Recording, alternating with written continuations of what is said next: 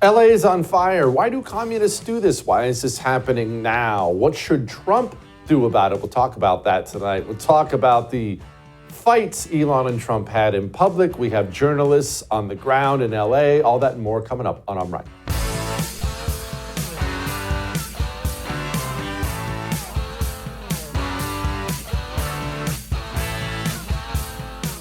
Okay, so let's just go and strap yourself in now. Let's talk about what's happening in Los Angeles and why it's happening and what we should do about it. And we're just going to take a little while here and cover everything. First and foremost, let's get some basics out of the way first.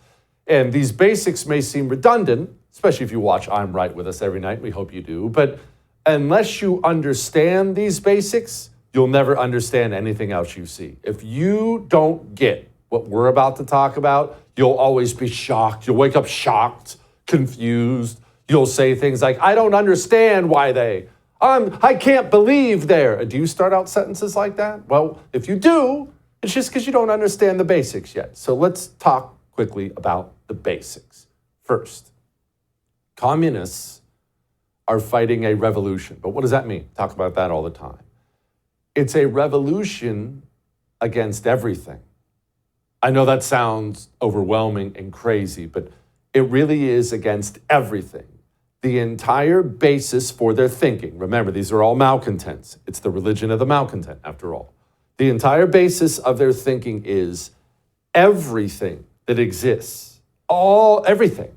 It's all bad, it's all evil, it's all unequal, and therefore everything has to be burnt down, no matter what it is. It could be the Boy Scouts. It could be Los Angeles. It could be NFL football, the university system, medicine. It doesn't matter. Sesame Street. When the communist sees something that currently exists, the communist wants to burn it down. Now, there are many different ways to fight a revolution, and revolutionaries generally try to use as many of those ways as humanly possible. One of the main ways they do it is chaos in the streets. Chaos, cars burning, anarchy, violence, and this they do for a variety of reasons. One, you ever seen a toddler in the grocery store? Maybe you have one of those toddlers. Maybe you've been that toddler before in your younger days. You ever have a toddler get told no when they ask for the Rice Krispie treats?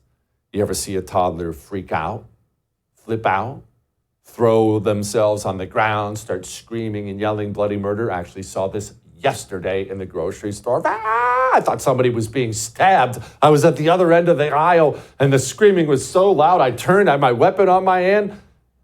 Nobody was being stabbed. 2-3-year-old child that had been told no for something, I don't know what, screaming and yelling. And you know what mom was doing as this child was screaming and yelling? Mom wasn't bending down, snatching them up by the arm and informing them that it would be a really good idea to stop. Mom was doing everything in her power to calm the child. It's okay, honey. No, it's okay. Shh. Why? Well, mom's embarrassed. Mom's embarrassed. Everybody's looking. I was looking. I was 200 feet away. I was looking. Everyone's looking. What's going on? Oh, look at... Mom is embarrassed. Mom feels uncomfortable. The noise, the fit of rage from the toddler is making mom feel uncomfortable. And in that exact moment, because she's uncomfortable, because she's embarrassed, because everybody's watching, mom can be tempted. It can be very, very tempting to just give the toddler whatever the toddler wants to make the embarrassment stop, make the uncomfort stop. We need to make the screaming stop.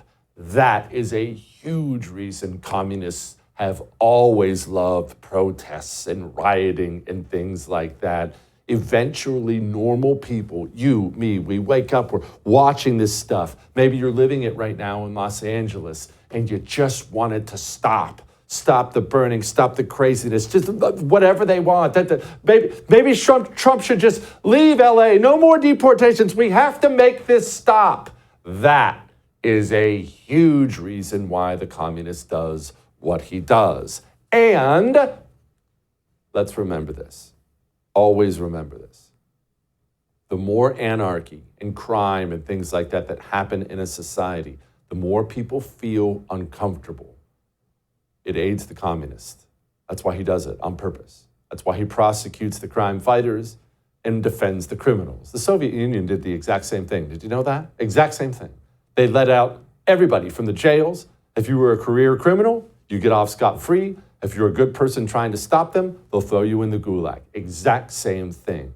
It creates an environment ripe for revolution. Now let's go more specifically to Los Angeles. And this is a good time to remind you that Democrats brought these people in on purpose, as you see foreign flags fly around. But anyway, we come back to that. In Los Angeles, we have something called the Coalition for Humane Human Rights. CHURLA. What is that? Well, it's a communist front group. You don't think the rioting Democrats are always doing in this country, you didn't think all that was organic, did you? That's what they want you to think. Did you know that?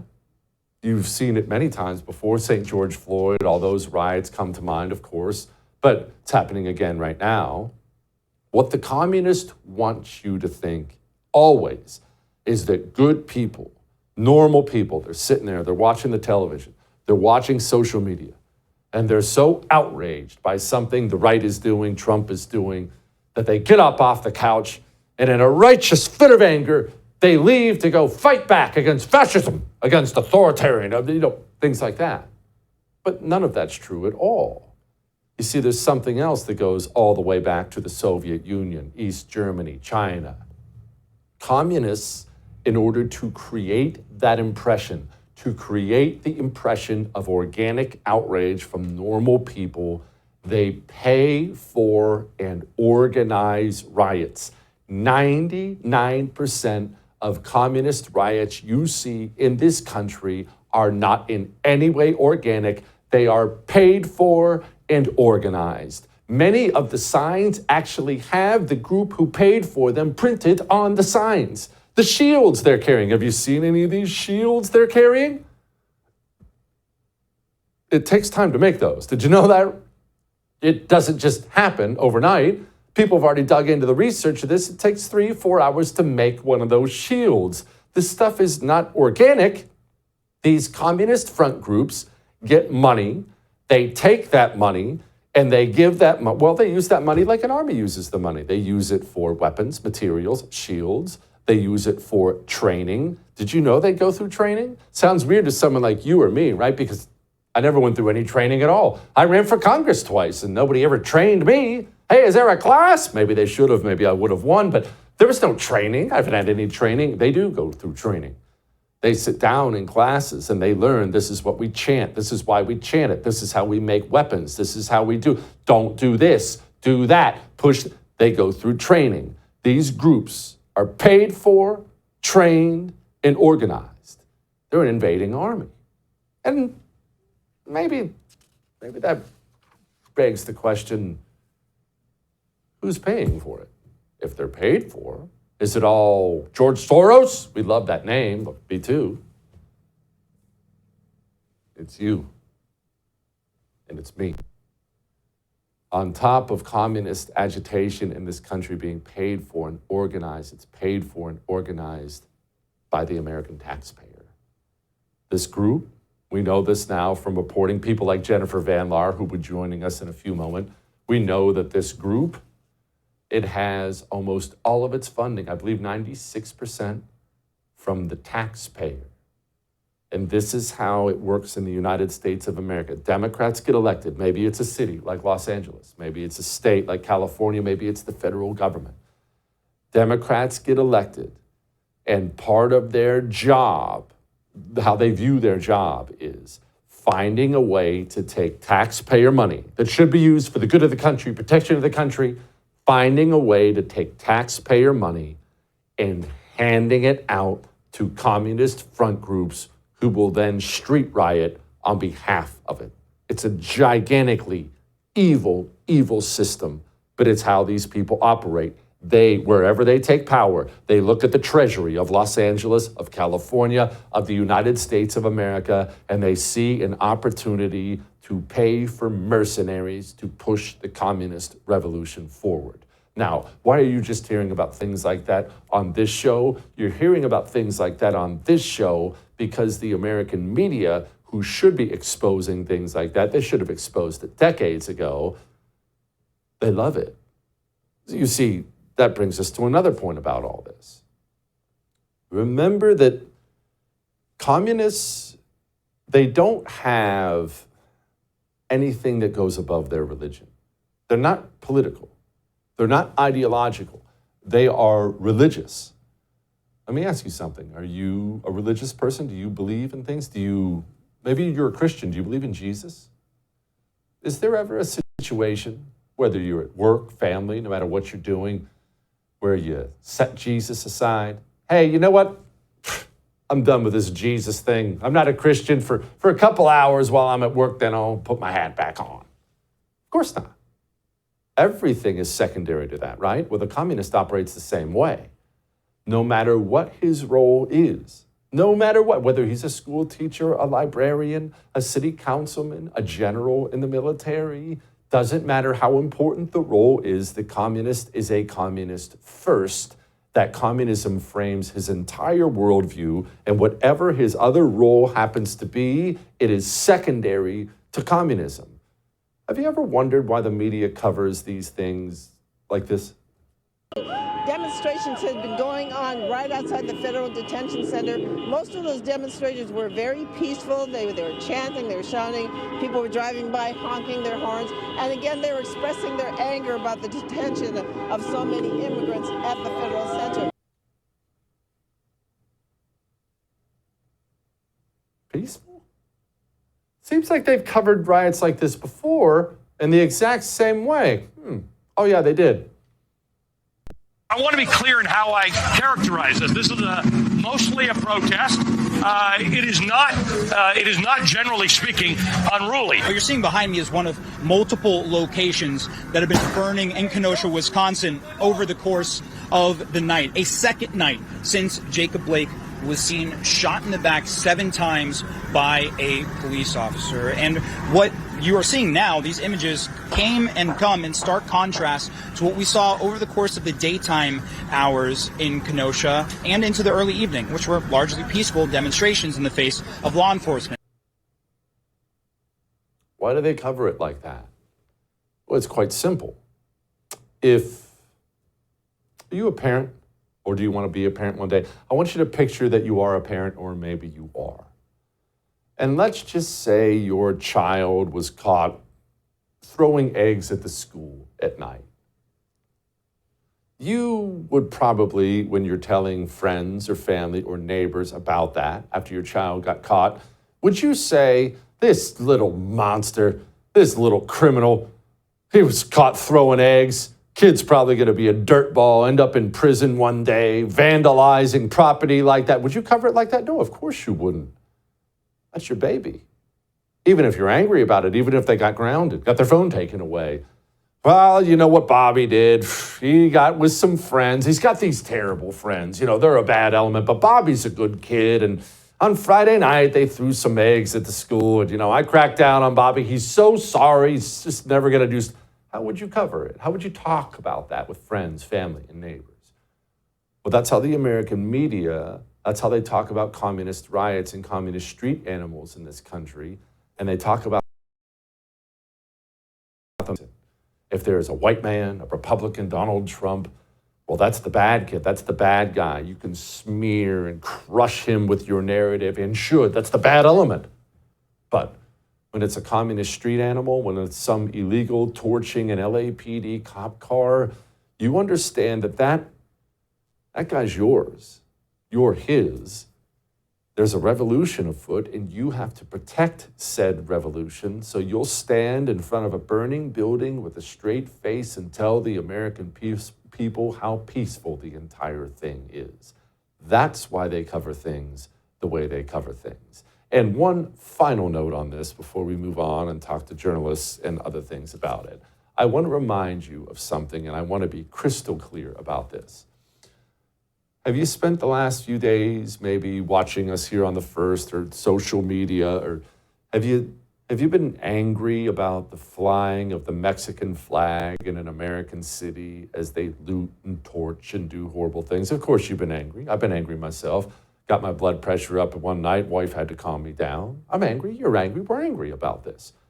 Well, I want to remind you that Democrats spent 4 years bringing in as many foreigners as they possibly could. It wasn't a whoopsie. They didn't do it because they're nice. They brought in as many foreign barbarians as they possibly could to destroy your country.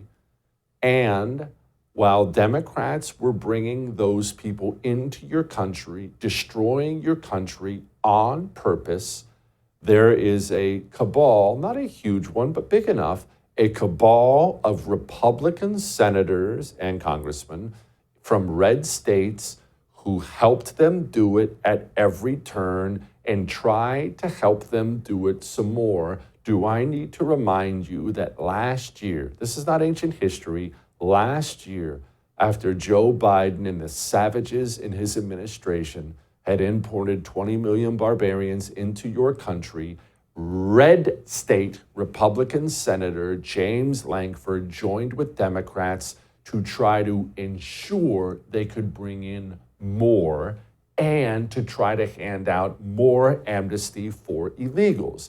Now, why would he do something so suicidal, so politically suicidal in a state like Oklahoma? Well, James Lankford knows exactly how to play the game, you see. The game is simply this.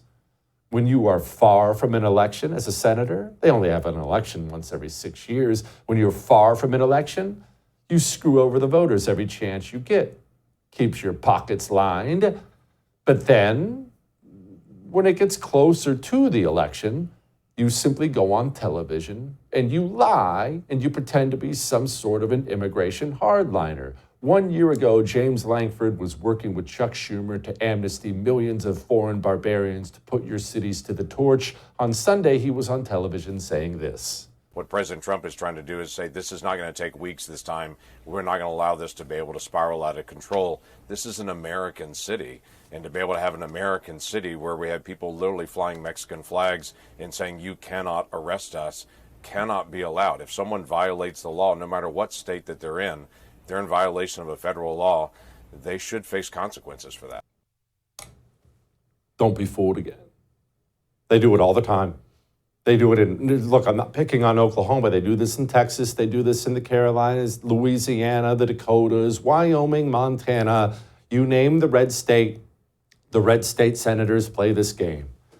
They'll do something terrible to you. They'll think you'll forget. And then they run on television talking tough as it gets closer to election season. I haven't forgot about you, James, and don't think I will. All that may have made you uncomfortable, but I am right. Now, we're going to talk to some journalists. Before we talk to some journalists, I want to talk to you about sleeping. How do you sleep? I slept so good last night. We had been gone, got back home. It had been a long, stressful day. We were road tripping. I'd had so much caffeine. I knew that I needed a little help, so I reached for some dream powder from Beam. Oh, I love this stuff. It's natural. That's maybe what I love. I know there are things that help you sleep, all kinds of things, but how many of them are a cup of hot chocolate with natural things in it? That's Beam. You'll drift off to sleep like an itty-bitty tiny baby every single night, and you'll wake up feeling good. Go to shopbeam.com/Jesse Kelly. We'll be back.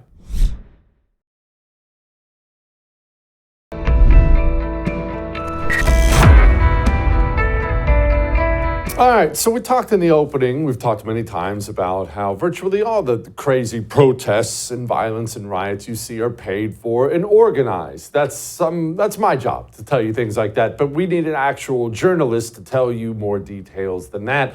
Paid for by whom? Joining me now, managing editor of the wonderful Red State, my friend Jennifer Van Laar. Okay, Jen, who exactly is, hold on, I want to make sure I get this right because the names always crack me up. The Humane Immigration Rights Group. or coalition or Co- something like that. Coalition for Humane Immigrant Rights is what I want to call, I guess, the head of the snake, or whatever terminology you want to use for that. Chirla. There's a bunch of groups within their coalition, including the Party for Socialism. I'd have to look. It's PSL, but it's basically a communist group, very communist group Oh, that they also work with. But the main thing about Chirla's involvement with what's happening in LA. So first, let me set the stage a little bit. This Angelica Salas, who's their executive director, she spoke Friday afternoon in downtown LA with at least four LA City Council members with her, Congress people, state representatives, all decrying these, what they were calling random immigration sweeps that had no type of judicial warrant with them. They said they were just looking for blank people that were brown or looked like they were immigrants, which we all know is bunk. So she stirred it up with basically giving people the impression that the government officials of LA were behind them in doing this. And her group, in the year ending 2023, had $34 million out of their $45 million in revenue coming from government sources. 96% of that 34 million was from the state of California. So it's literally taxpayer funded riots. okay. I'm going to rewind a couple things just because I want people to get details, and you always have the good, juicy details. You said she was giving the impression that these nutball California communist politicians were with them. Is it just an impression, or are they with them? They are with them, but what I meant by that is she's giving the impression that this is sanctioned, government sanctioned violence for them to commit upon the federal government, and that the state government is behind them.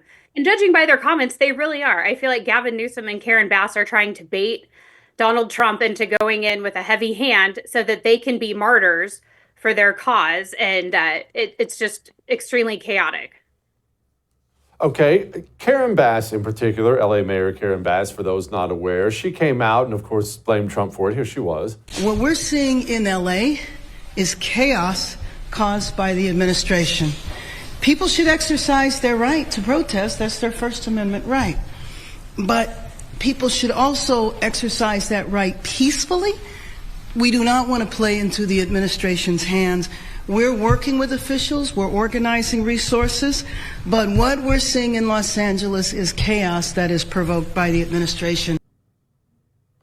There's a lot of Karen Bass's background that people don't know about, Jen. Does she have any specific connections to this group? Does she have connections to other communist groups? Because she's got an ugly past herself.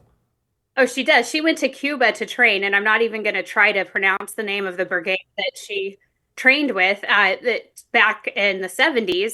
She is a full-on communist. She also has connections to Chirla. She proudly stated that she's been with them since the beginning when she toured their new huge building in downtown LA in 2024.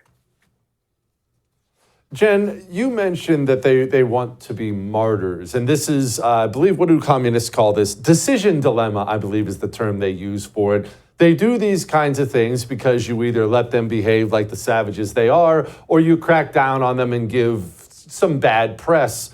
But is it bad press anymore? Because I don't see any support for these people around the country the way there was with the animals after the George Floyd riots. Right. And even within California, there's not a lot of support among them.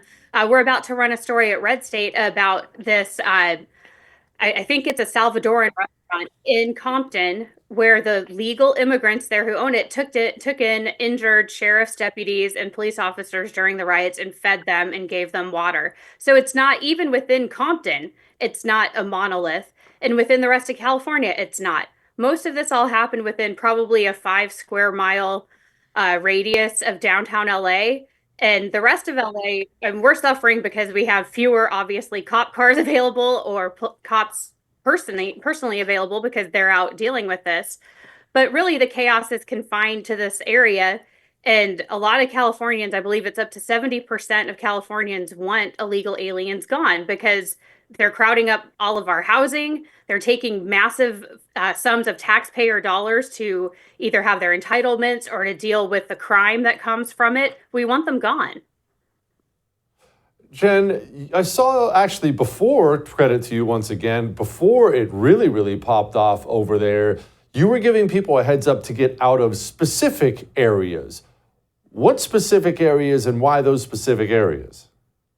Well, basically that 5 mile radius around downtown, and then the Santa Monica Boulevard corridor going down to Santa Monica, because that's where all of the people, we know that that's where they congregate whenever there's any issue. It doesn't matter what the lefty issue is. It's going to be the same people out there causing chaos in the same areas. They started getting down towards Santa Monica, and thank goodness that was thwarted on Saturday night. But it's the same area. And we knew that Newsom was going to hesitate to call in the National Guard, just like he did in 2020. I think he waited 3 days before he activated the National Guard and the George Floyd riots. And so I'm glad that President Trump is taking quick action here and not letting Newsom get away with just kind of ignoring things and saying it's all fine. What is Newsom's game here? Is he stuck in an impossible situation, and that for the rest of the country, if he wants to be president, he is going to have to crack down on these things, but he's not going to be the Democrat nominee? If he cracks down on these things, does it really just come down to that? I mean, if he's in an impossible situation, it's because he put himself there. All he had to do was say, look, we're California. We don't help with the federal government doing this, but you can't stand in their way of doing it. If you don't like it, we need to change the laws. But he could very well end up being arrested. I feel like he wants Trump to arrest him now. And our mutual friend, Kara Davis, had just opined, hey, I don't think that Gavin's going to get the martyr look out of this that he wants if Trump arrests him. There's a lot of Californians that would love to see him in handcuffs and perp walked. Thank you, Jen. I appreciate you. Come back soon. Good job. Thank you. All right. Somebody who knows a little bit of something about this kind of thing is Liz Collin. She is, of course, frequent guest on the show, journalist who is in the heart of all the St. George Floyd riots. I bet Liz has some things to say about what's going on. But first, I have some things to say to you about Pure Talk, about supporting the vets. And see, I realize it's June and it's Rainbow Month now. Not at Pure Talk, it's not. Even back when all the crazy George Floyd stuff was happening and all the big corporations of the world were putting up the St. George Floyd stuff, we love Black Lives Matter. Pure Talk wasn't. Oh, Verizon does that stuff all the time. AT&T, T-Mobile. Do you pay those companies to trash your country? Are you funding the trash of your country? If you have Verizon, AT&T, or T-Mobile, you are. Pure Talk doesn't do that. Pure Talk's veteran-led by a Vietnam veteran. They love our vets. They support our country. They support our values. And I pay half of what I used to pay. puretalk.com/JesseTV. We'll be back.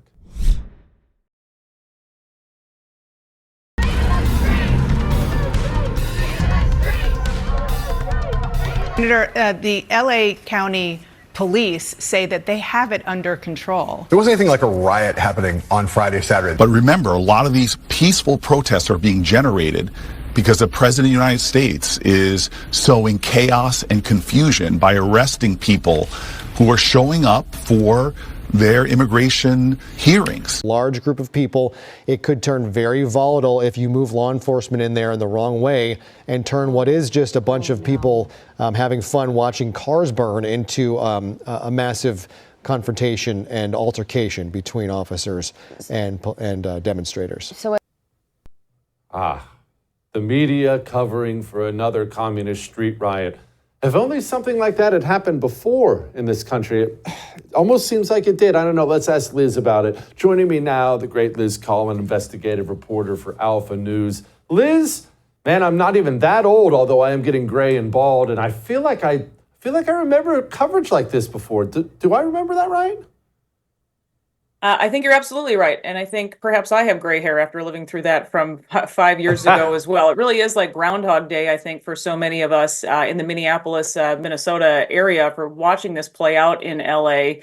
You have the same rhetoric, right? The same buzzwords that are being spewed by the mainstream media, almost as if nothing was learned from just 5 years ago in Minneapolis. Politicians, again, fanning the flames.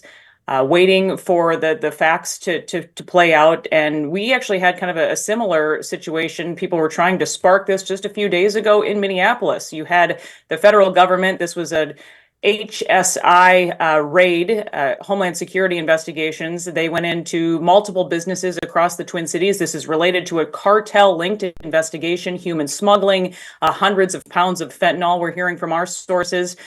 Instead of letting law enforcement go in and do their jobs, you had the socialist-controlled city council of Minneapolis go ahead and put the word out to their activist friends to fight these officers at every turn, really creating a spectacle just last week in Minneapolis and waiting for the facts to play out. And then you have the rhetoric from the governor of Minnesota talking about how chaotic this was. Now you have the Minneapolis Police Department bowing down once again. They're saying now that no Minneapolis police personnel shall respond to any immigration enforcement related activities. They cannot assist with crowd control. This is just a memo that came out, I should say, just a couple of days after all of this in Minneapolis. And you're right, Jesse. I think there's a lot of concern. We kind of take our orders from California, it seems, in a way, politically, here in Minnesota. So I think people are watching this all closely here.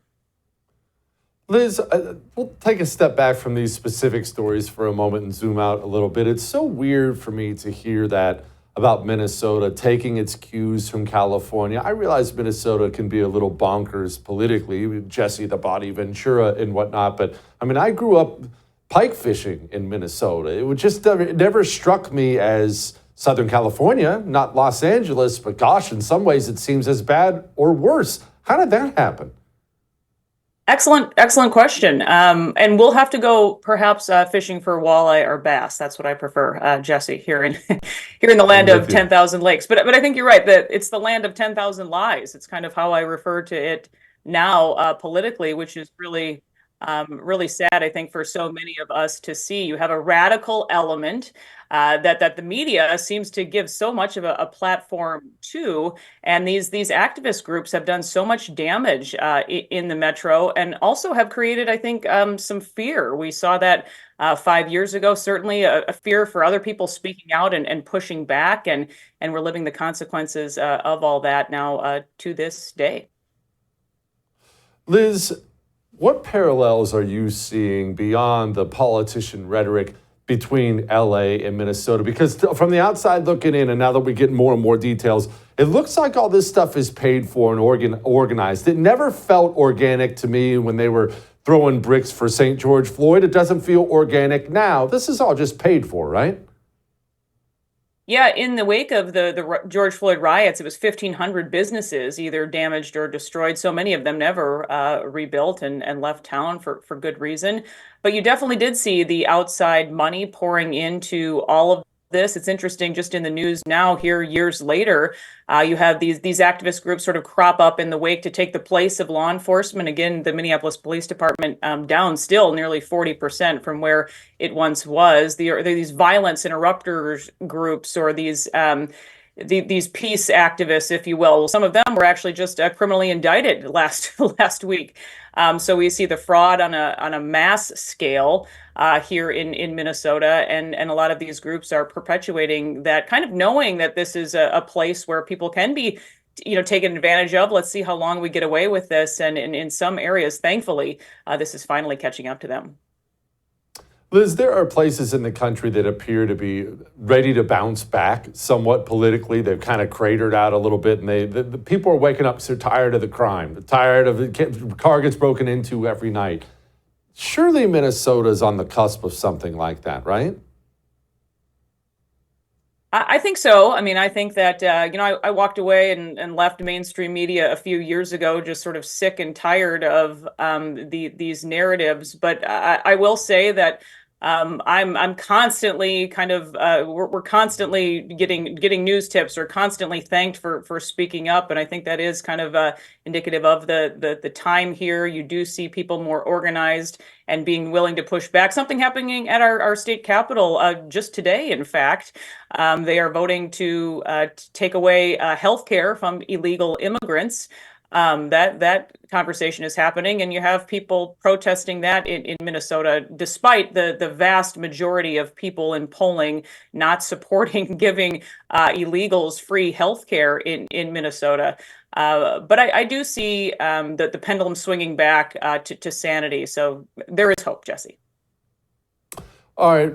Speaking of hope, Derek Chauvin, he's back in the news. He's back in the news because the rumor mill, I don't know that it's more substantive than that, seems to be flying that he might get himself a pardon. What have you heard? Your sources are better than mine.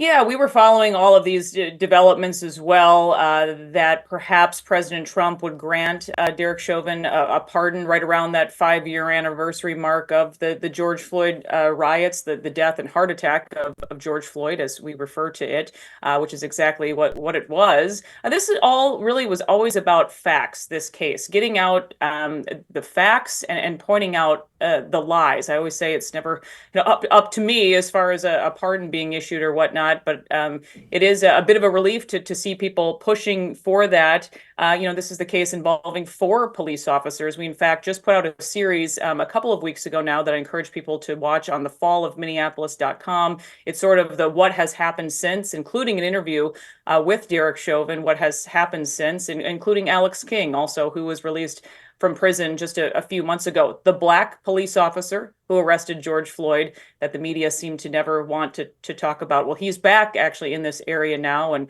we were there when he got off his airplane and greeted his mom again after spending nearly 3 years in prison as a young man, and what has happened since to the city and what has happened since to these families. So I encourage people to watch. We are expecting perhaps something later this fall as far as a state is kind of trying to go ahead and grant something, a new trial. He's still working on that, Derek Chauvin and his new attorney. So we continue to follow the developments there at thefallofminneapolis.com. Liz, next walleye trip is on me. Fallofminneapolis.com. Go look at her stuff. I appreciate you, Liz. All right.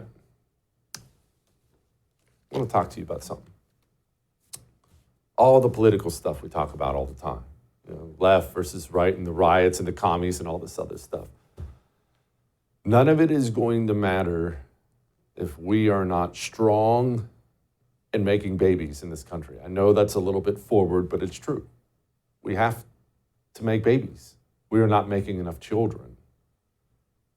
May I interest you in chalk? Natural herbal supplements. Maybe you're interested in making babies. Maybe you're interested in just feeling better, stronger, your mind working better. You need testosterone, gentlemen. And testosterone is dropping. It's in the water. We drink it. We shower in it. Estrogen is in the water and it's killing us. Reverse it naturally. Every single day. Every day with breakfast. I eat my breakfast tacos, usually, and I wash it down with a male vitality stack from Chalk. Over 3 years, I've been taking this every single day. I feel like I'm 25. You want to feel like that?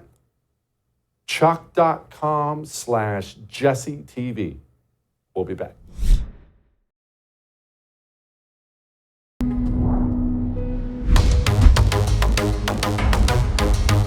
Okay. I was gone last week. I know you missed me. I missed you too, terribly, but I had work things, okay? But I was gone last week, and I didn't get the chance to address any of the Elon Musk, Donald Trump public spat and the fallout afterwards. So I'm not going to rehash everything you already talked about, everything you already know, and it's kind of blown over now for the most part. But I feel obligated to say a couple things. First, this is predictable, terrible, but predictable.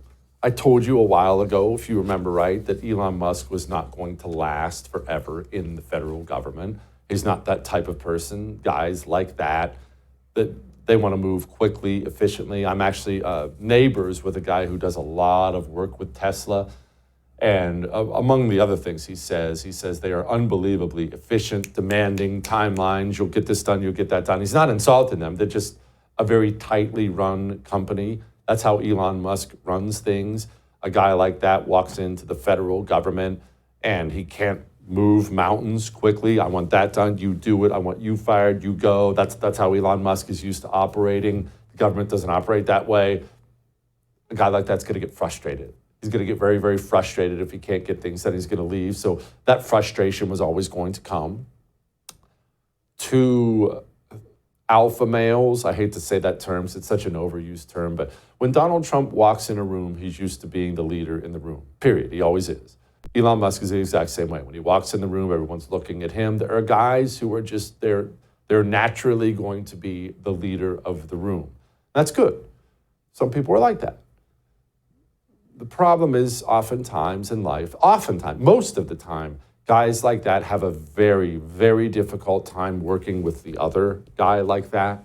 Eventually, you're going to run into a situation where there's going to be friction. Okay? That's all I'm going to say about it for now. I don't like that they broke up because it was a great coalition for us against the left, but it was always going to happen. My point in having a conversation with you right now is not about that. It's about this. It's not about Elon Musk or Trump or politics, although it may be for you. I know that we live in the social media age now. I get it. I'm not going to do the angry Grandpa Jesse thing and complain about that. The genie's not going back in the lamp, right? Social media is out there. Everybody. Look, me. I've got the Instagram and Twitter and all this other stuff. I get it. It's fine. But you don't have to put everything out there in public. And most things, even in this social media era, most things should remain private. But one thing that absolutely, positively should always, always, always remain private is disagreements with friends, family members, spouses, boyfriends, girlfriends, employers, allies of any kind. Keep your disagreements private. Private. Send a text message. Hey, let's meet up for some nachos. Make a phone call.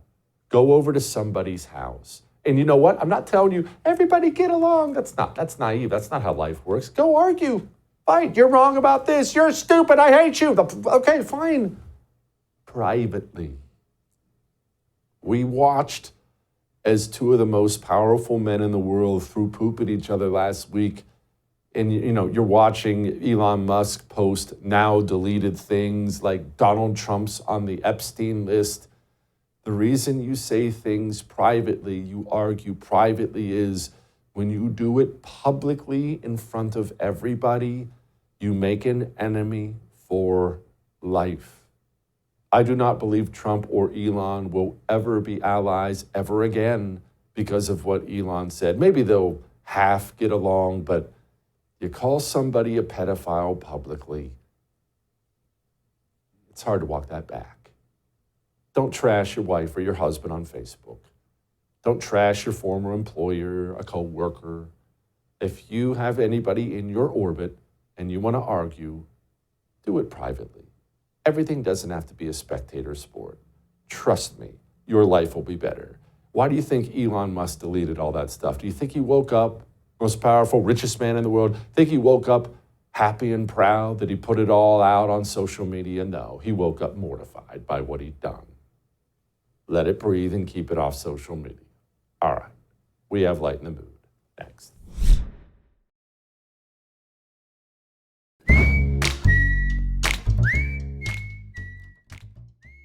So there is something, as we go into Light in the Mood here, there is something that I am enjoying a great deal.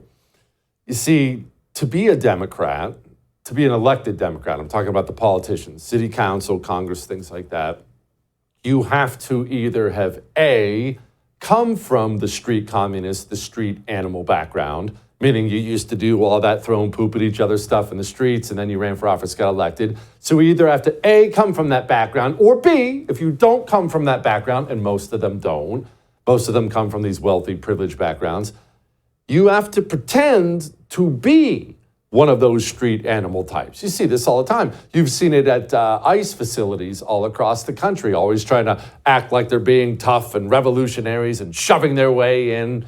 But what makes me laugh is now Republicans have changed. This Donald Trump is much different than the last Donald Trump. We realize what we're dealing with here. Watching Maxine Waters get a door slammed in her face made me snicker something fierce. No, I want you to, hello. Congresswoman Waters, I just came to use my congressional authority to check on David. Ma'am, we'll lobby securely now to all visitors. Excuse me, I need to get in. Contact our public appeal. I need to get in.